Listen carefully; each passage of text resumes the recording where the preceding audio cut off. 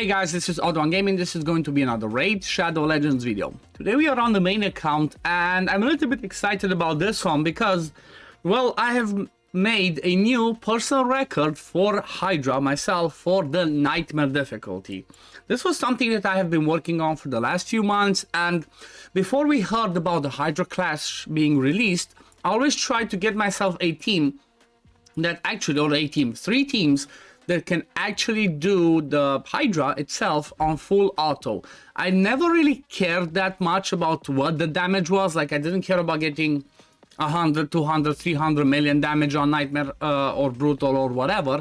I always wanted to just have a full auto team that does it all the time on every single rotation, and that's what I was working towards. And I achieved that. I think that was like even 6 months ago. I had a team for every single difficulty. I could beat it. I was doing like 40, 50 million regularly, so that was just fine.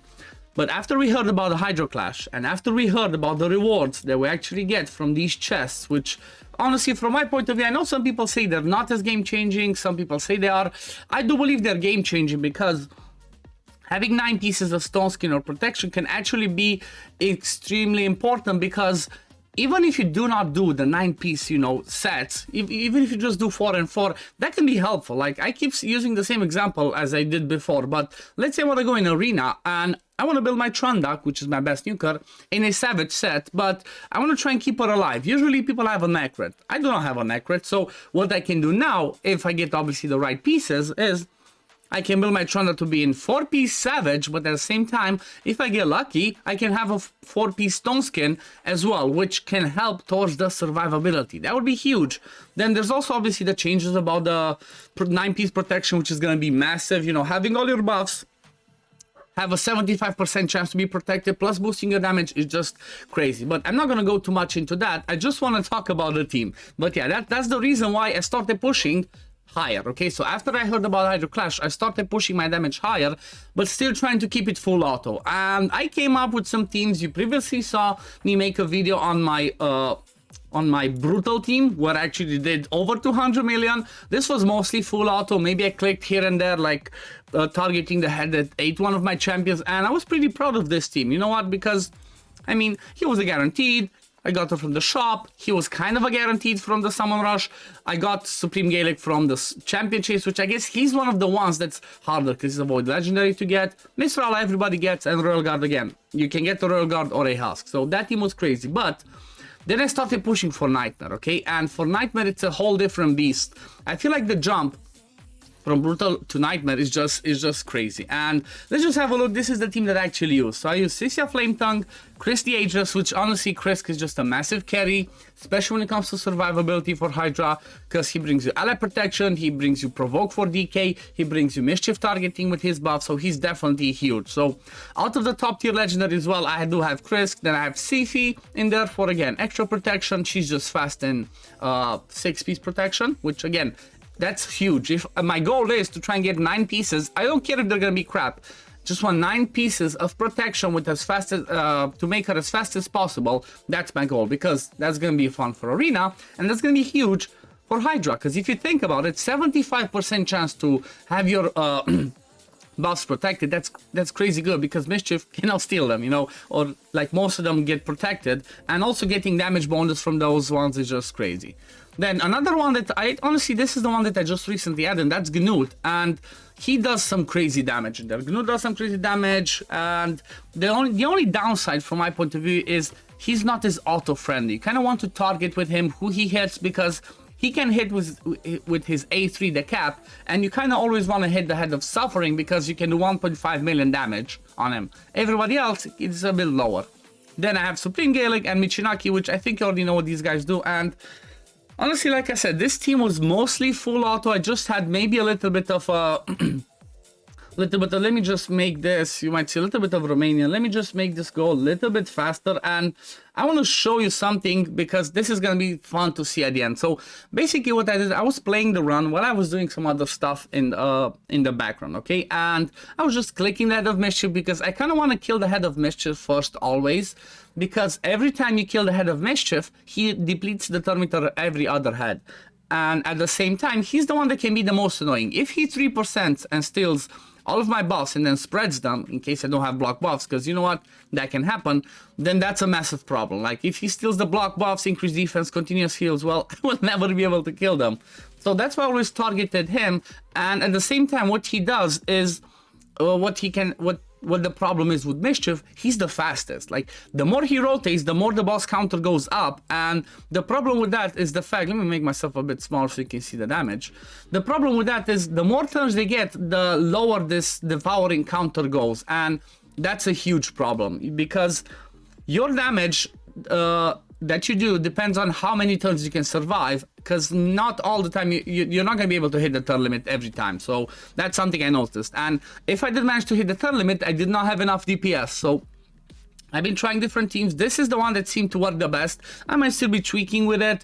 I'm gonna go live today I think in about 2 to 3 hours. I will be live on YouTube trying to do this team fully manual from the beginning, see if I can hit more. Like my goal now is gonna be to try and get to 250 million damage.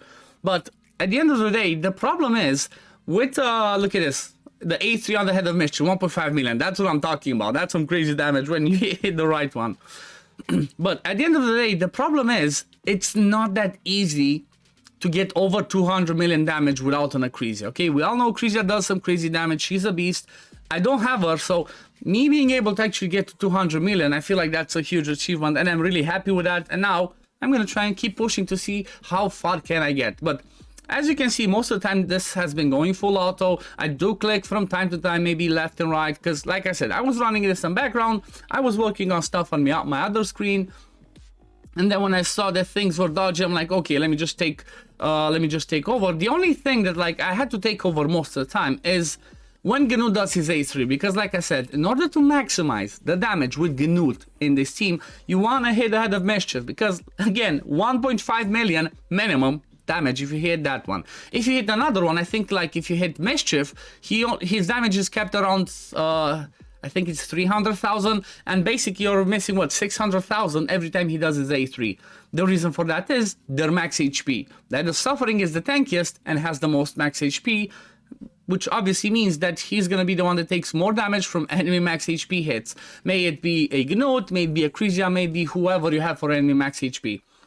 But yeah, this team I really love because it has a really good balance. So the reason why I build this team, and the way that I build this team, is I want to have all the right buffs and all the right debuffs covered, and those are increased speed, decreased speed, block buffs, decreased defense, decreased attack, HP burn, hex, and even weaken. So I kind of have absolutely everything covered in this team. That's important. Maybe the only thing that like I'm missing in this team is the strengthen debuff, which again would bring me a little bit more survivability, but because I have the ally protection from Krisk, well, that brings me a ton of survivability, so I'm pretty good with that. You even see we even had a situation where the Poison Clown landed because I didn't have the block buffs ready with Supreme Gaelic, and it was still going really well. So let's go a little bit through the champions that I have in here. So again, like I said, Krisk basically brings me mischief tanking. He brings me decreased speed on the A1. He brings ally protection, buffs on himself a lot, AoE increased speed. When he is hit, he brings decreased defense and decreased attack. So he's just he's just a huge champion. Like if you have a Krisk and you're not using the game for Hydra, what are you doing? You know, obviously if you are at that level where he's more important for you for Hydra. If you're at the level where he's more important for you for the clan boss, so you can do one key for the Demon Lord, you're gonna put him there. But yeah, Krisk is my first one. Then like I said, I have Stiffy the Lost Bride. She's in 6 pieces of protection. I'm gonna show you the stats a little bit at the end. I just want to explain a little bit the builds, which, you know what, I think I should actually show that while the run is going in the background. So let's have a quick look at the builds, because that might be easier to see. But yeah, so yeah, Sifi 6-piece protection, then with some other whatever speed that I have. She's 344 speed and survivability. Didn't really care about the resist or anything else. I just want her to be fast and survive. She has standard arena masteries, okay? And then obviously she's fully booked. Krisk I have in perception. Like Krisk, the best build for Krisk used to be Frenzy, but they changed that, and now that's not the best one.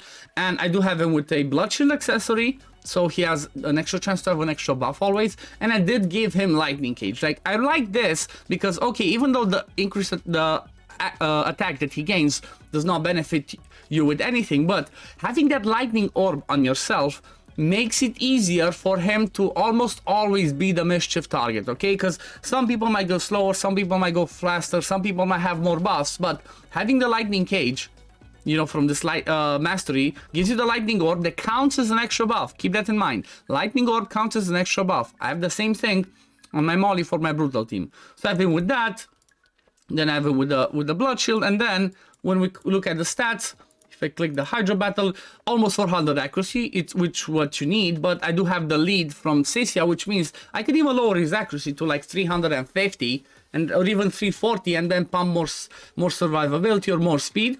Then he has around 500 resist, which is what you need to resist the Dead of Mischief on Nightmare, and then fast and survivability. These are his masteries. I even managed to give him War Master, which is good. At the end of the day, I have a good gear. I have a maxed Great Hall, and I'm pushing all my stats into the area bonuses on Hydra. So yeah, I'm gonna have good stats. This is endgame content, okay? Then we have Sisia Flame Tongue. She's in 3 pieces of refresh because I want her to come back to that AoE HP burn explosion as often as possible. She brings weaken, she brings decreased defense, AoE HP burn, and then a pretty interesting passive, plus the accuracy lead. She's in Relentless as well.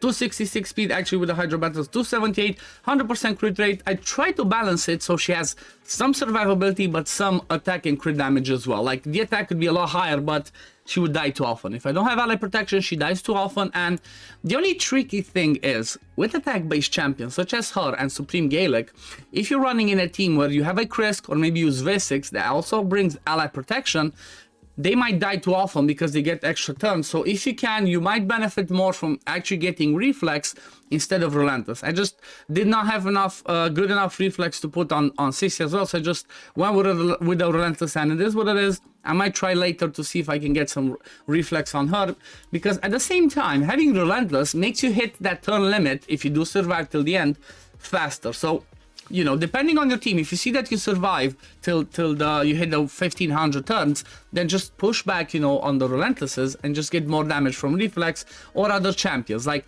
before, I used to have in this team, instead of Sisia, I had Nekmothar. I was hitting the turn limit, but I was doing only around like 140 million damage, which was not good enough for what I wanted. So yeah, these are the Sisia stats, and then these are her masteries. Oh, I went with War Master because she does A2 and A3 as AoE hits, and it's not triple hitters. It's only the A1 triple hitter, so that's why I prefer to go with War Master. Then I have Supreme Gaelic. I actually gave him Cruelty because I already had like a Brimstone on here. It's not as easy to control. Sometimes it lands, sometimes it doesn't. So I just gave him Cruelty because he's gonna do this A3 a lot because I have him in a reflex. So pushing back a little bit the defense, you know, decreasing it a little bit can help. 5% is a ton when we're talking about content such as Hydra, where they have like 10,000 defense, you know. So yeah, he's in a reflex plus perception. Again, triple refresh. They're not the best. As you can see, they're 5-star. This one was lucky crit damage. This one's HP. This gave me double speed roll. So I try to push as many refresh as possible because you want to do your big hits as often as possible. And Supreme Gaelic's stats are 234 speed, he's not the fastest, 90% crit rate because he does not need 100%, some crit damage, some attack, survivability, and then the accuracy to land his debuffs. I could push this another 20, so he's around 400, but at 386 he does his job most of the time. These are the masteries for Supreme Gaelic. Then we have Michinaki, kind of similar type of mastery such as Supreme Gaelic, and Michinaki is again another one that's amazing.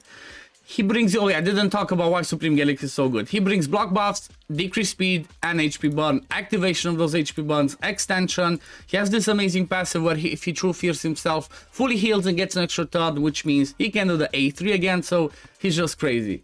Then Michinaki, same principle. He is awesome because not only does he bring AoE Hex on this double hit, but he also has a chance to remove all buffs, okay? So if some bad RNG happens and you have buffs stolen, or if you have Wrath that puts increased attack on himself and you don't get to stop it, you can have a chance to remove it. It's on a 3-turn cooldown. Then at the same time, he puts AoE decreased defense, and he also can place the AoE decreased attack if there's Hex out there, and that's just massive. Having decreased attack means you're gonna get hit less. Then on the A1, he has a chance to place HP burn, and with the passive, he's gonna place it a lot because he has a 50-50 chance. Every time one of your allies attacks a target under Hex, he can join the attack. And honestly, I've done several testings with him. I did him Reflex, Provoke, Relentless, and the best build that I've noticed so far was Savage or Lethal. He just does so much more damage in this build that it's crazy. His stats are 240 speed, 100% crit rate, good crit damage, good defense, and again the accuracy to land his debuffs. Masteries are already showed you, and then the last one is Gnut. These are his masteries. I'm not sure if like support tree is the best, or maybe I should go defense tree, but for now I keep support tree because maybe that 5% helps me to reset his A3 and do it more often. Obviously everybody that you see in the team is fully booked, okay, so definitely fully booked or booked for the stuff that I care. And yeah, the way that I built Gnut was, honestly, I have him in Relentless because I want to also use him for Fire Knight Hard. And I was like this, if I can use him in the same build in Fire Knight Hard and Hydra, then I'm gonna use him in Hydra. If I couldn't, I would have preferred to just specialize him for Fire Knight Hard. And it looked like it worked. Just like I said, you kind of want to manual with him. The stats that I have on him is 237 speed, 100% crit rate, good crit damage, good defense. I swapped this in the run that I showed you in the back. He had like 4600 defense. I just swapped this before the video.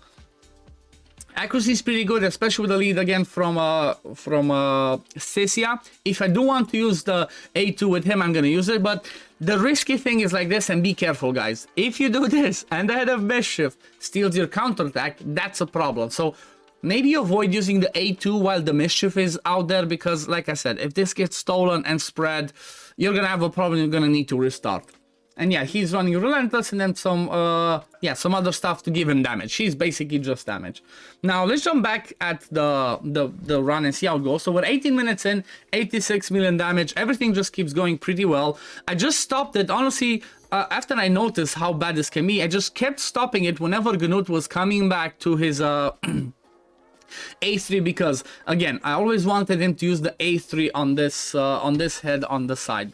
But let's go towards the end, because I'm not gonna let you watch the whole thing. It's 40+ minutes. Let me show you something that happened at the end, and that's mind-blowing. And I guess what I'm gonna show you is gonna also show you the importance of manualing and how much big of a difference it is. So once I get to, I think it was 200 million.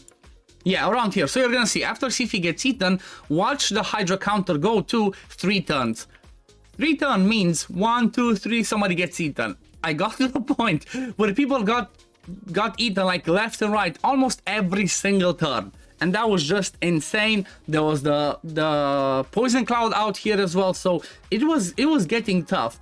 What I managed to do, because like I said, if you just take over and manual it and do the right skills at the right time, I even got, you saw, triple true fear in a row.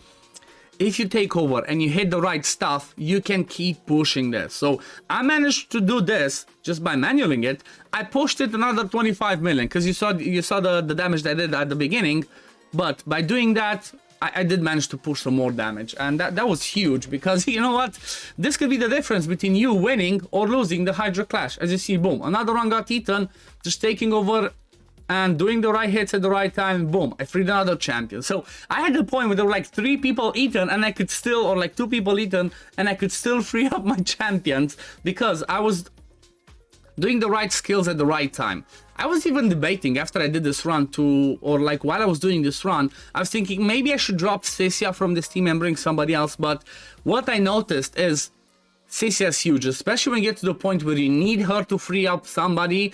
Her AoE explosion, okay, her HP burn explosion that she does on her A2 actually freed some of my champions, because that's a ton of damage. Not only does it do a ton of damage, it also brings you decreased defense and weaken AoE. So I'm definitely not removing Sisia, especially because she brings me the lead. Look at this, 2 people were eaten, boom, freed 1 champion. Explosion, look at the damage that we take. Again, we just keep getting eaten left and right. But doing the right skills at the right time, we managed to still free champions and still pump out 20+ million damage, which is amazing. Like you saw, boom, another one was freed. I think over here we lose Gnut, or no, actually I think we save him with the Michinaki hit. Or with the... No, with the Supreme Gaelic one. Or is the HP one something? No, the Brimstone. Boom, look at that. 3 people eaten and I can still pump damage. Just targeting the right ones, doing it at the right time. It just can be the difference between you pumping more damage than not. But this was so fun. I definitely had to talk through and show you exactly how this one looks. I was not quite there with the turn count. So one thing that I might need to look into is finding a way to get more turns, because it seems like the Hydra heads got to the point where they're eating people too often and I don't get the chance to pump out enough damage in the turn. So I still had another 300 turns to go. So I have to see, maybe I need to up the speed of every single champion of this team to do more damage, or maybe I need to swap something out. Like, I was debating dropping Seifi from the team and bringing Nekmothar, but I feel like I will not have enough survivability if I do that, you know? So I don't know. I have to see. I have to keep testing. If you guys have any ideas, I'm open to, you know, I'm open to suggestions. What do you think could be replaced? I'm thinking the DPSs should not be replaced. The only one that maybe I would consider replacing would be Gnut, because like I said, again, I need a ton to manual with him in order to do the right stuff. But apart from that, I think everybody has the perfect slot in here. So I don't know, maybe I try again and drop Gnut and bring Nekmothar in the team, or maybe I bring Molly for more turn meter, but she doesn't bring any damage. So yeah, this is still a work in progress. Like I said, my new goal for this team is 250 million to try and get it. Maybe I can do it, like I said, today in like a couple of hours, 2-3 hours. I'll be live on YouTube. I'm gonna try and do the same run full auto from the beginning and see what I can do. But yeah, this run was crazy. As you see, it keeps going, and actually, like I said, I pushed under 25 million, even though like most of my champions are already eaten. But yeah, I guess this is gonna be it for the video today, guys. It was a little bit of a longer one, but that's how Hydra is. In order for me to explain and try and tell you exactly how things are going, why I'm using the champions that I'm using, why I'm using those builds, it takes a while to explain, and it's endgame content. So if you want to try and push your teams to the max, just, you know, you're gonna watch the whole thing. Also, if you're interested and you're not that good at Hydra, I'm doing Hydra takeovers, or I'm doing takeovers for any kind of content in the game. So if you have the champions that you've seen here but you struggle with building them, just join my Discord, DM me over there, and we can talk about doing you know, I could do a takeover for you for the month of August. There's still another 7 days of it. I'm doing discounted prices on my Hydra takeover, so make sure to grab yours now. But yeah, I guess this is gonna be it for the video today, guys. As always, if you do enjoy my content, don't forget to like this video, subscribe to the channel to see when I upload next, join me on YouTube later to see my attempt of getting a new personal record for Nightmare Hydra, and yeah, I'm gonna see you in the next one. Peace, love, take care, everyone. Bye, guys.